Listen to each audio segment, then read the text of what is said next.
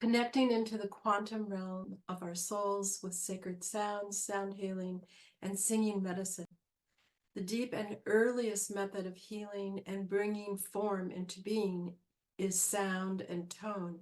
In the most of the ancient times before the world began, in the origin creation stories, you'll hear from the Bible, indigenous people, and others. The words and utterances of syllables and tones were creation itself. In the beginning was the Word, and the Word was God. Breaking this down further, previously secret and sacred vibrational intonations and compositions are influential codes resonating in our earth domain and within our bodies as symbols of invocations, carrying power and specific meaning based on their unique resonance. These earliest sounds now are mostly obscure, with only a few ancient traditions that have carried through time these practices, only for the initiates who are trained in reverence with these special practices that up-level opening the heart and consciousness and awareness. Now, some of these mysterious confidential reverberations are re-emerging to impart their resonance in the world because it is time. Sound mandalas are some of these sacred reverberations that are advanced formations with extraordinary designs. Often the form is circular and mathematical with intricate patterns found in many cultures around the world. These patterns are actually dimensional gateways that engage spiritual, emotional, and psychological formation and meaning as spiritual guidance tools for meditation, accessing non-ordinary states of consciousness, dimensions, and creating sacred space. However, the mandala is not only a flat design created with material, but is also created by the effect of particular sounds, creating form and pattern. The work of the pioneer Hans Jenny reveals the beginning understanding of sound mandalas created by captured tonal reverberations called cymatics. Cymatics are the visible reverberation for a specific sound or tone as a frequency that creates an actual shape seen by our human eyes. This simply demonstrates sound has shape and specific form, and the formation captures the intention and intensity of the tone. The visible cymatic reverberations are seen because of the fine powder or sand that revealed formless matter takes on shapes and complex patterns through sound vibration. These simple cymatic forms are basic sounds that are created by those who are not trained in the protocols of preparation, in sacred practices or use, intention or overtones or other complexities. The absence of these elements and training allows us to consider and imagine how training and practice, focus and intention, and overlaying harmonization create synchronistic tones and frequencies of exquisitely beautiful mandala effects as dynamic, sacred, vibrational patterns emanating codes of catalyzation and transformation.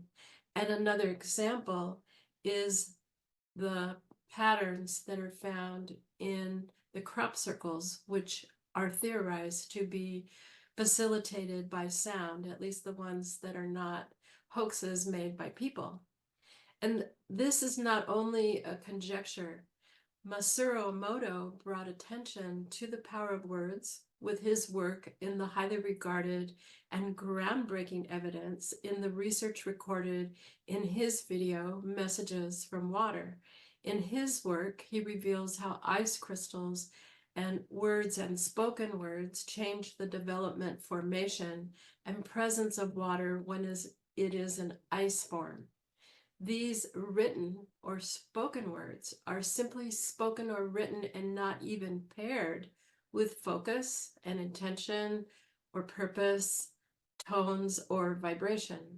So using ice crystals with spoken and written words revealed, loving words created beautiful, detailed formations like delicate and intricate snowflakes, while negative words and phrases changed the ice crystals into a shapeless form without definition or refinement, lacking beauty, as if they can no longer interface in their full ability, that they're dulled with loss of purpose. Considering human beings are generally 80% water, how we speak to others, the words we consume, including the sound we listen to from media and music, and how we speak internally to ourselves is a potent, influential, and powerful spell over ourselves and others. The next wave of research into the mysteries of water after Masaru Emoto by Veda Austin reveals water as a living intelligence. If you've ever read any ancient references to rivers, oceans, streams, lakes, and bodies of water, this theme is there. The ocean, springs, rivers, and streams and water that comes out of our tap responds to human consciousness as a mirror of our own intelligence or lack. This response is so profound, Austin considers water as an intelligent web of highly advanced consciousness. And this consciousness also emanates through our body.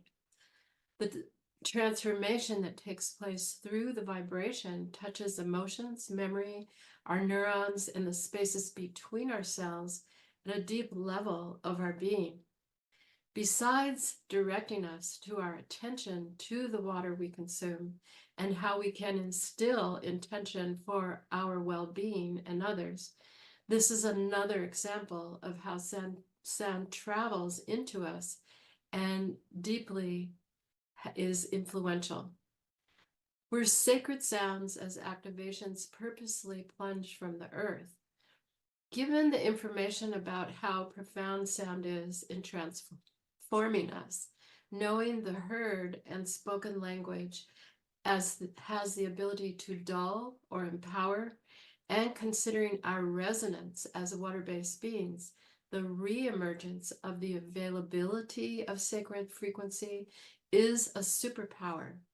Whether sacred frequencies were plunged from our world, possibly because of the perceived dangerous potential of misuse, or because they were suppressed for other reasons, we may never know.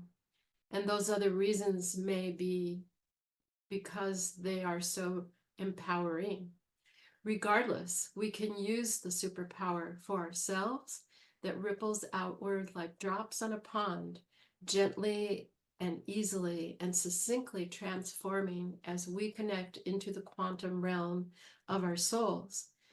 Singing medicine is a component of sound healing and draws upon different chants, songs, humming, intonations, vibrations, rhythms, and patterns that are attunements and activations as recitations, which may repeat like a hymn into and for a person, creature, concept, direction for healing, problem, resolution as a sacred vocalization. These may be only sung or imparted by the practitioner or recited, or they're shared to be repeated by others to continue their resonance for transformation. Some of these song chants or hummings are only for a one-time use, specifically created for that moment and that individual and circumstance, while other song chants are for igniting a connection for a specific purpose and energization as a method of up-leveling energy, awareness, clearing, inspiration, sharing, and spreading around, imparting these connections and activations for up-leveling consciousness for many and for groups to resonate through the world.